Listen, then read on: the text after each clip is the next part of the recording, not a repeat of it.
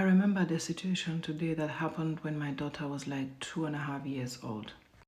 We were at like a football field and she was calling me. So I turned and I said, "Yes, my queen." And then she told me what she told me, and then we went about our way. And there was another mom there. She was like, "Is her name Queen?" And I was like, "No, her name is not Queen." Then she was like, "Then why are you calling her that?" And I was like, I was so fucking irritated by the question, okay? I was like, "It's just her nickname." Then the woman was like, she looked at me like, "Her nickname is Queen?" I said, "Yes, amongst others. She has like a lot of names. I call my kids like a lot of names." A lot of names, okay? Like, I have all these cute names for them that they just pop up, and then that's what I call them. So I was like, "Yeah, no big deal." And then this woman, without hesitation, without filter, looked at me and was like, "If you call her that, don't you think she's going to be arrogant one day?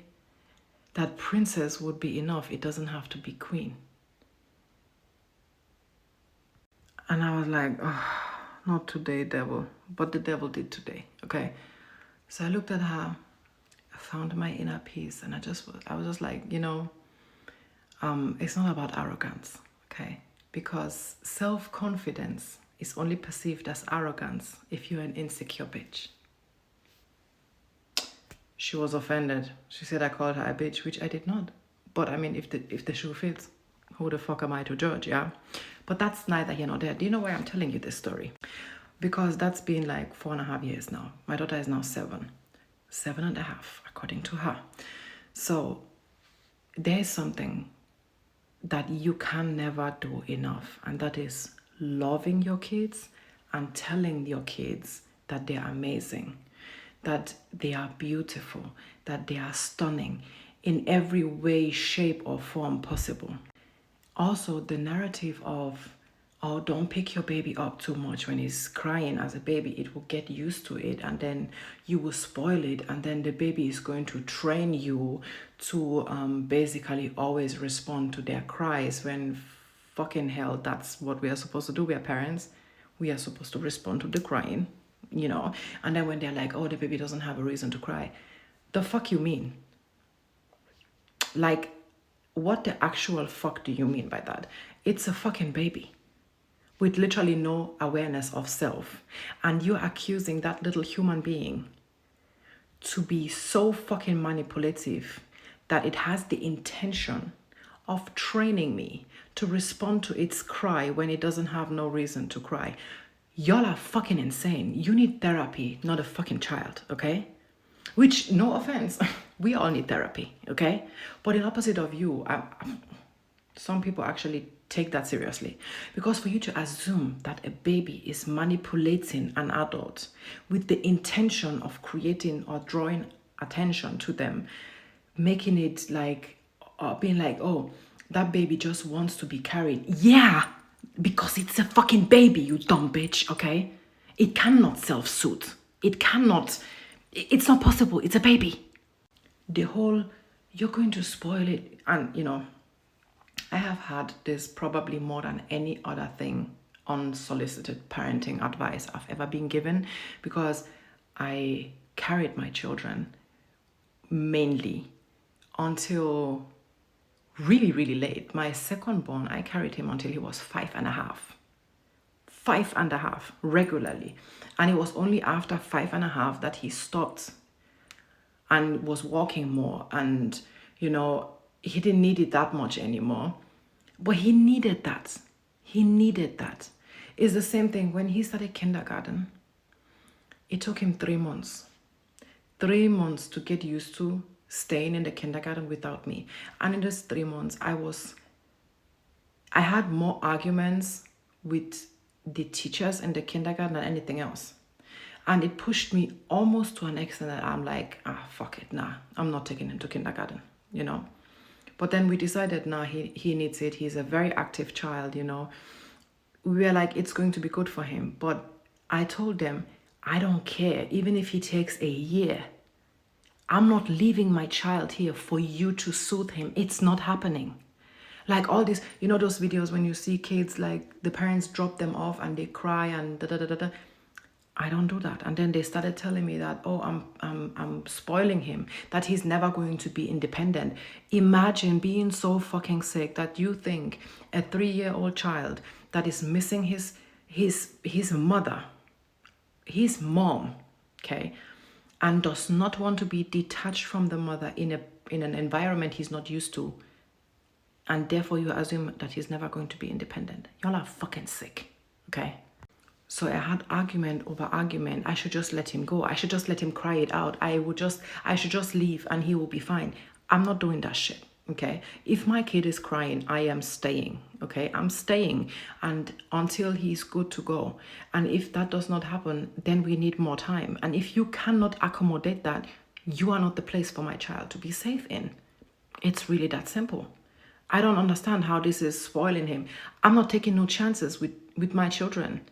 Like, you literally have teachers out there abusing kids. I will fucking kill you. I mean that wholeheartedly. That's not a threat. I will fucking hunt you down and I will kill you. I'm not even hiding that. I am not taking no chances when it comes to my children. And if they are not comfortable, then we are not going. Then they are not going. So currently, I have a situation with my daughter where they have this like gymnastics or whatever in school, and she does not want to change in school. So this is a thin ice probably, because the teacher is like, she has to change because she's going to be sweating. Okay, valid. Does that give you the right to tell my daughter to have to change whether she likes it or not? No. So just know, this is another argument loading. I spoke to her this evening and I told her, do you want to change in school? She said no. I said, then you will not change in school. It's that fucking simple. Because why is the bitch acting as if in summer not everybody and their mother sweats? Like, why are you acting as if 2 hours of gymnastics in class is going to make my daughter stink like you can smell it all the way to wherever the fuck? I don't know why is this even a thing? If my child does not want to change in school for whatever reason, that's not even up for debate. If no is no is no, then you need to shut the fuck up. You need to let that girl be. And I told my daughter, if you don't want to change, don't change. You wear your sports clothes in the morning as you're leaving the house, and you will tell your teacher, if you don't like it, call my mother. And then my mom, my daughter looked at me. She said, is that what you want me to tell her? I was like, yeah, unless you want to take it up with her. She was like, oh no, I'm not dealing with that. That was literally what she said. Because why the fuck are we forcing children to exceed their own boundaries, but then when they're grown, you'll expect them to be confident and have boundaries and be outspoken. But when they're kids and they're outspoken and have boundaries, you're not okay with that. You want these kids to have boundaries, but you don't think the boundaries should be at their narrative, but your narrative. And I don't give a shit about that. So you cannot spoil your kid with love. You cannot encourage or empower your child. That is not possible. You cannot give too much love. You cannot tell your child too many times that they are beautiful, that they are perfect, that they are amazing, that they are able, that they can and they will, and they are designed for greatness. You cannot over love someone. And people telling you that you should not be spoiling your kids with love are fucking sick. They themselves were not loved properly, and that is why they now think everybody should be suffering because they suffered. If you suffered, that should be your number one reason as to why you want your kids to not suffer, because you suffered and you know what you went through. So why would you want to subject your children to the same thing? And this goes with so many topics and so many aspects. It has everything to do with education, with finances, with working, with emotional intelligence, with the availability of a parent, whether it be present or emotional. You cannot overlove your kids. Yeah, you can spoil them in certain ways. But the fact that you're like, oh, my kids are spoiled, that's a flex, babe. That's a flex. Your children loving to be home, your children loving to be around you, that's a flex. That's because you did it right, okay? There is literally nothing in between here. And by the way, I'm going to be 35, and if I'm sad, I need a hug. I cannot always self-soothe, and I'm an adult. Why do you expect this from children? You know damn well that you want to hear you're loved, you want to hear you're beautiful, but you think it should be limited to kids? Right.